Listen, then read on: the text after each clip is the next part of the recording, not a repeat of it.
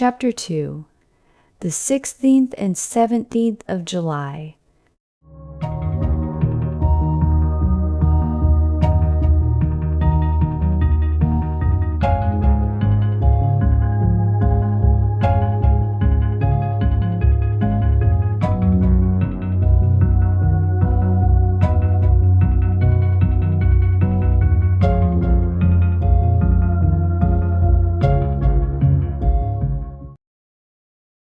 I had arrived at Styles on the 5th of July.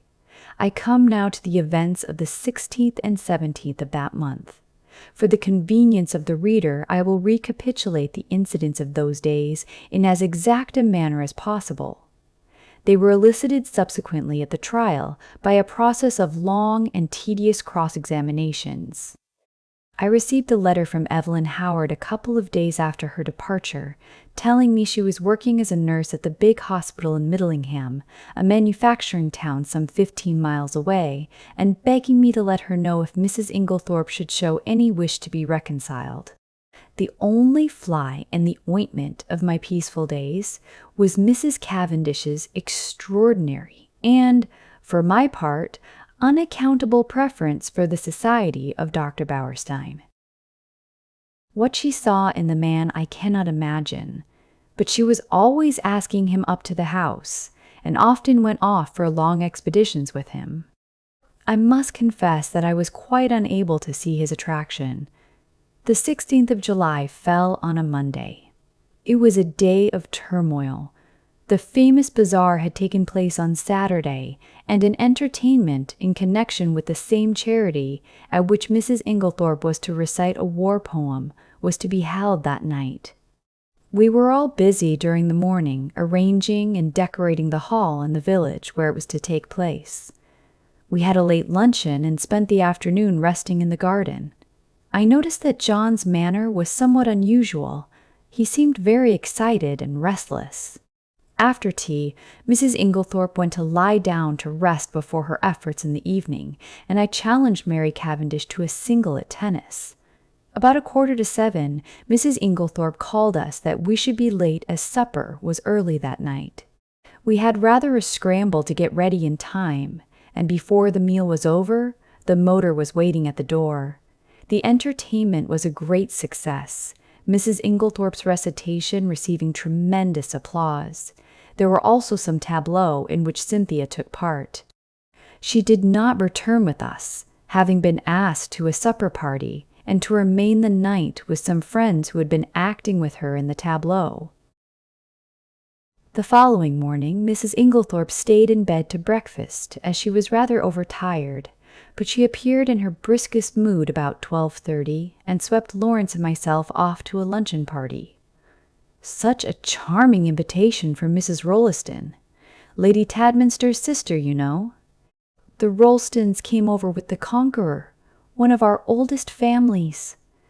Mary had excused herself on the plea of an engagement with Dr. Bauerstein. We had a pleasant luncheon, and as we drove away, Lawrence suggested that we should return by Tadminster, which was barely a mile out of our way, and pay a visit to Cynthia in her dispensary. Mrs. Inglethorpe replied that this was an excellent idea, but as she had several letters to write, she would drop us there, and we could come back with Cynthia in the pony trap.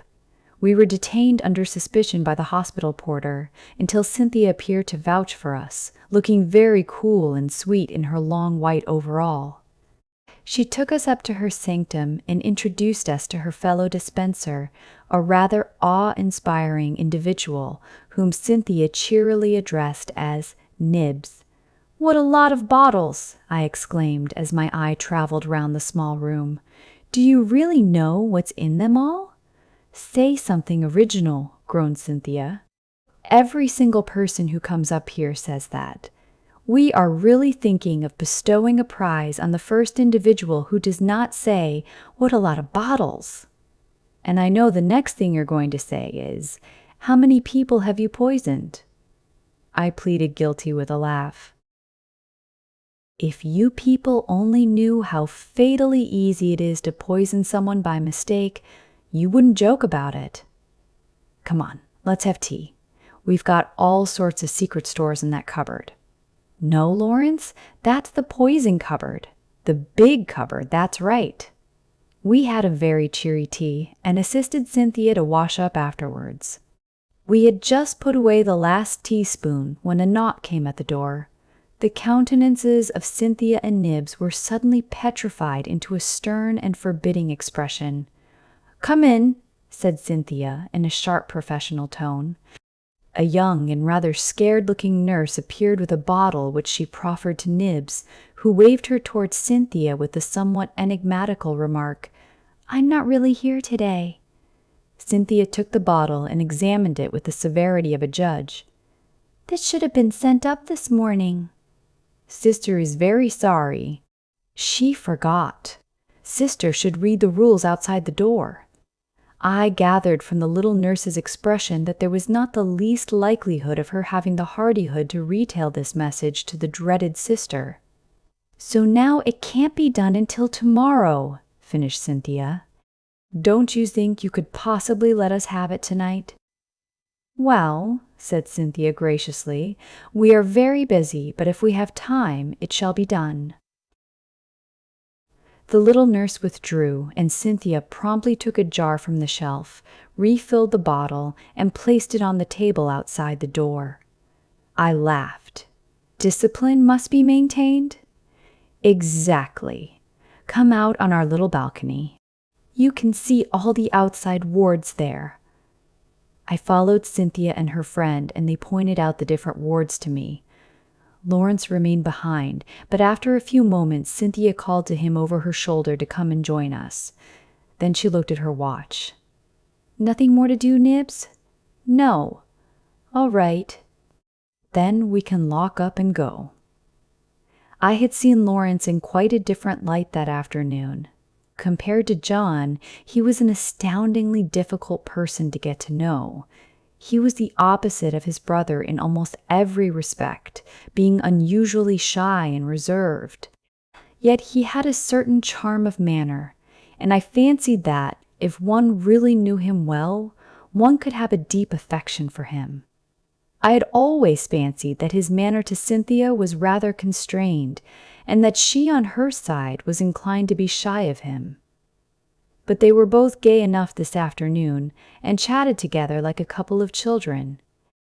As we drove through the village, I remembered that I wanted some stamps, so accordingly we pulled up at the post office. As I came out again, I cannoned into a little man who was just entering. I drew aside and apologized, when suddenly, with a loud exclamation, he clasped me in his arms and kissed me warmly. "Mon ami Hastings," he cried. "It is indeed mon ami Hastings." "Poirot!" I exclaimed. I turned to the pony trap. "This is a very pleasant meeting for me, Miss Cynthia. This is my old friend, Monsieur Poirot, whom I have not seen for years." "Oh, we know Monsieur Poirot," said Cynthia gaily, "but I had no idea he was a friend of yours." "Yes, indeed," said Poirot seriously. "I know Mademoiselle Cynthia. It is by the charity of that good Mrs. Inglethorpe that I am here." Then, as I looked at him inquiringly, "Yes, my friend, she had kindly extended hospitality to 7 of my country people who, alas, are refugees from their native land. We Belgians will always remember her with gratitude." Poirot was an extraordinary-looking little man. He was hardly more than 5 feet, 4 inches, but carried himself with great dignity.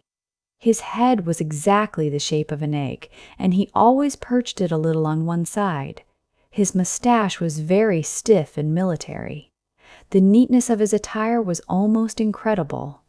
I believe a speck of dust would have caused him more pain than a bullet wound.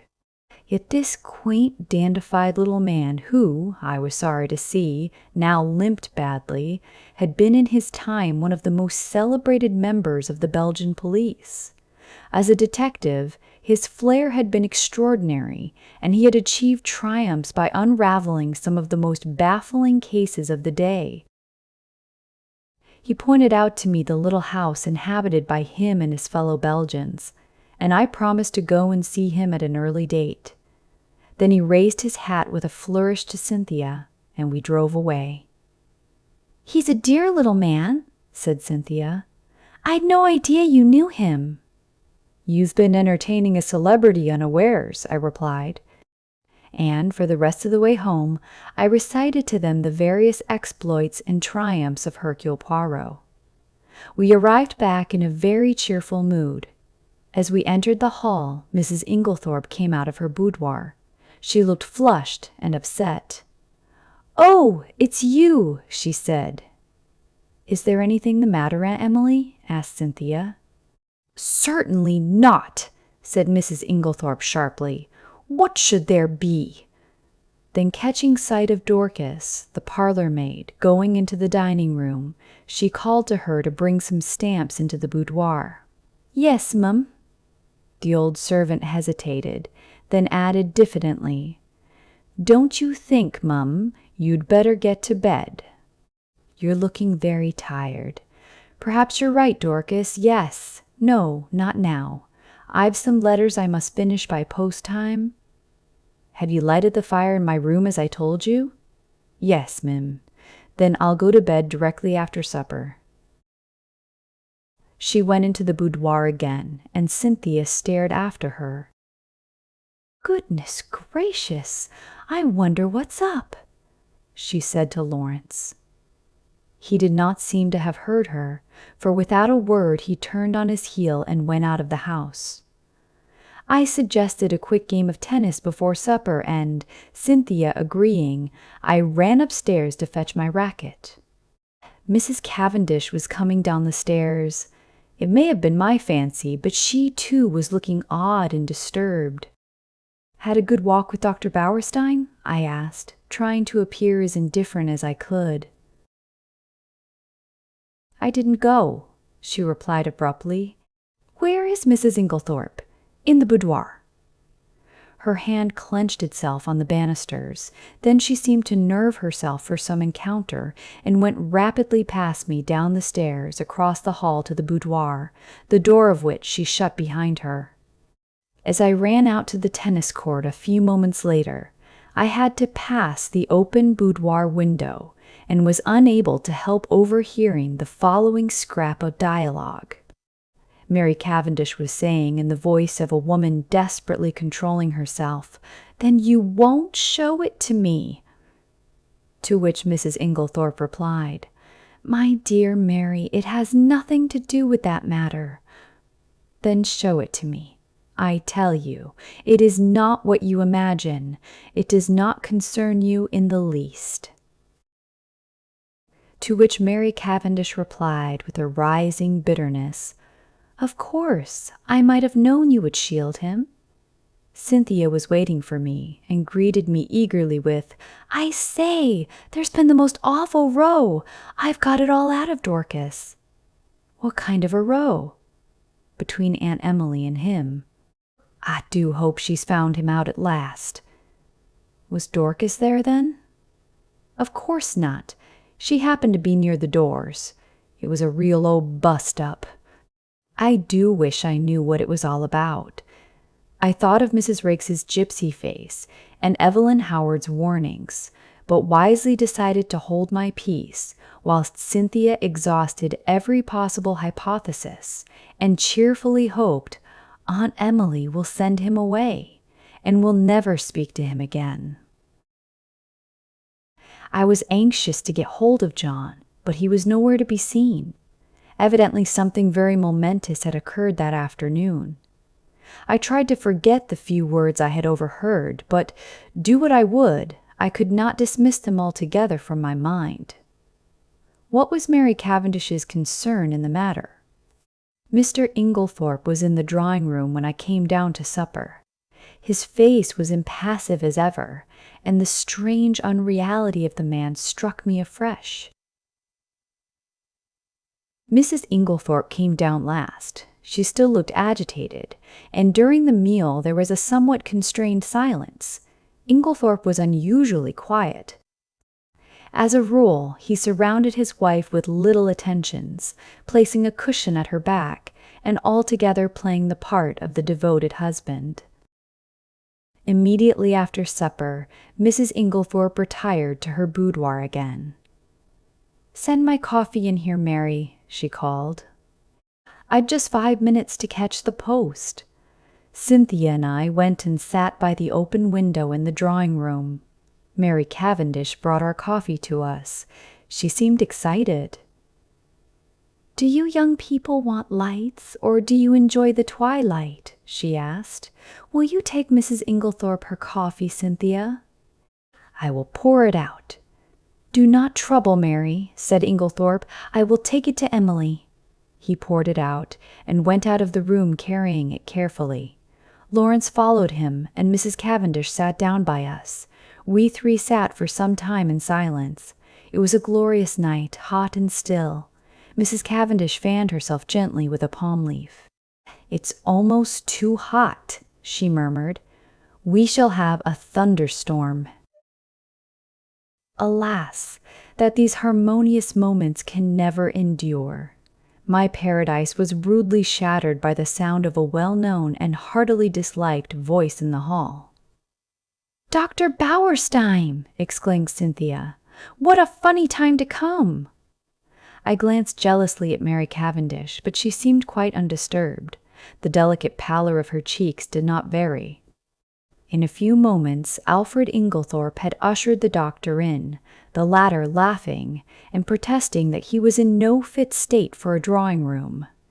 In truth, he presented a sorry spectacle, being literally plastered with mud. "What have you been doing, doctor?" cried Mrs. Cavendish. "I must make my apologies," said the doctor. "I did not really mean to come in, but Mr. Inglethorpe insisted." "Well, Bauerstein, you are in a plight," said John, strolling in from the hall. "Have some coffee, and tell us what you have been up to." "Thank you, I will." He laughed rather ruefully as he described how he had discovered a very rare species of fern in an inaccessible place, and in his efforts to obtain it had lost his footing and slipped ignominiously into a neighboring pond. "The sun soon dried me off," he added, "but I'm afraid my appearance is very disreputable." At this juncture, Mrs. Inglethorpe called to Cynthia from the hall, and the girl ran out. "Just carry up my dispatch case, will you, dear? I'm going to bed." The door into the hall was a wide one. I had risen when Cynthia did. John was close by me. There were therefore 3 witnesses who could swear that Mrs. Inglethorpe was carrying her coffee, as yet untasted, in her hand. My evening was utterly and entirely spoilt by the presence of Dr. Bauerstein. It seemed to me the man would never go. He rose at last, however, and I breathed a sigh of relief. "I'll walk down to the village with you," said Mr. Inglethorpe. "I must see our agent over those estate accounts." He turned to John. "No one need sit up. I will take the latchkey."